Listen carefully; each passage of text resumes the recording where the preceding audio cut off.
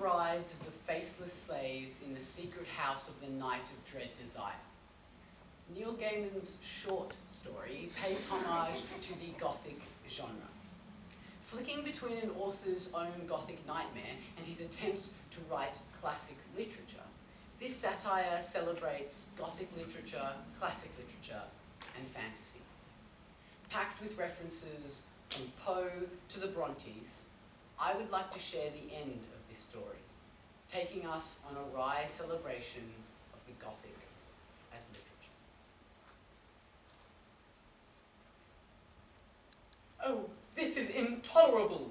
exclaimed the young man. He was pale and trembling. "Ah, I cannot do it, and I shall never do it. I swear now by..." And he hesitated, casting his mind around for a suitable curse from the extensive family archives. The occupant of a bust, a large and mournful raven, turned to stare with one black-bead eye at the young man. "Before you start cursing and probably dragging peacefully dead and respectable ancestors back from their well-earned graves, just answer me one question." The voice of the bird was like stone striking against stone. The young man said nothing at first. It is not unknown for ravens to talk, but this one had not done so before, and he had not been expecting to. "Certainly, ask your question." The raven tipped its head to one side. "Do you like writing that stuff?" "Like?" "That life as it is stuff you do." The young man looked down at the bird.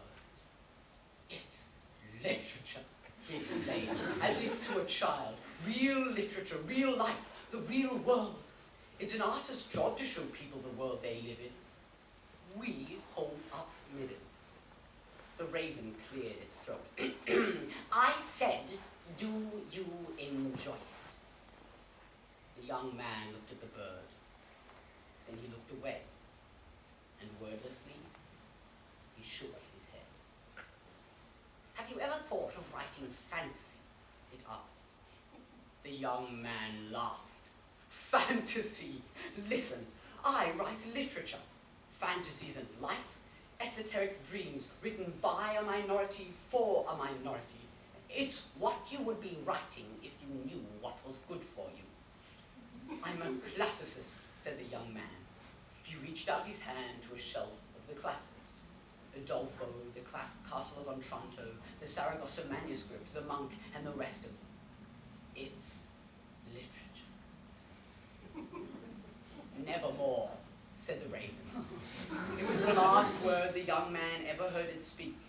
It hopped from the bust, spread its wings, and glided out of the study door into the waiting darkness. The young man shivered. He took up a fresh quill, sliced at its tip with his pen. In 5 deft strokes and cuts, he had a pen. He dipped the tip of it into the glass inkwell. Once more, he began to write. Amelia Earnshaw placed the slices of whole wheat bread into the toaster and pushed it down. She set the timer to dark brown, just as George liked it. At the breakfast table, George read his paper. He did not look up. He never looked up. "I hate him," she thought, and simply putting the emotion into words surprised her. She said it again. "I hate him." It was like a song. "I hate him for his toast, and for his bald head, and for the way he chases the office crumpet girls barely out of school, who laugh at him behind his back, and for the way he ignores me whenever he doesn't want to be bothered with me, and for the way he says, 'What love?' when I ask him a simple question, as if he's long forgotten my name, as if he's forgotten that I even have a name." "Scrambled or boiled?" she said aloud. "What love?" George Earnshaw regarded his wife with fond affection, and would have found her hatred of him astonishing. He thought of her in the same way, and with the same same emotions that he thought of anything that had been in the house for 10 years and still worked well. The television, for example, or perhaps the lawnmower. He thought it was love. You know, we ought to go on one of those marches, he said, tapping the newspaper's editorial. Show we're committed. Eh? Love. The toaster made a noise to show that it was done. Only one dark brown slice had popped up. She took a knife and fished out the second torn slice with it. George, do you want your eggs scrambled or boiled? She asked, very quietly. And there was something in her voice that made him look up. Any way you like it, love, he said amiably, and could not for the life of him, as he told everyone in the office later that morning, understand why she simply stood there holding her slice of toast, or why she started to cry. The quill pen went scritch, scritch across the paper, and the young man was engrossed in what he was doing. His face was strangely content, and a smile flicked between his eyes and his lips. He was rapt. Things scratched and scuttled in the wainscot, but he hardly heard them. High in her attic room, Aunt Agatha howled and yowled and rattled her chains. A weird cachinnation came from the ruined abbey. It rent the night air, sending it to a peal of manic glee. In the dark woods beyond the shapeless house, figures shuffled and loped, and raven-locked women fled from them in fear.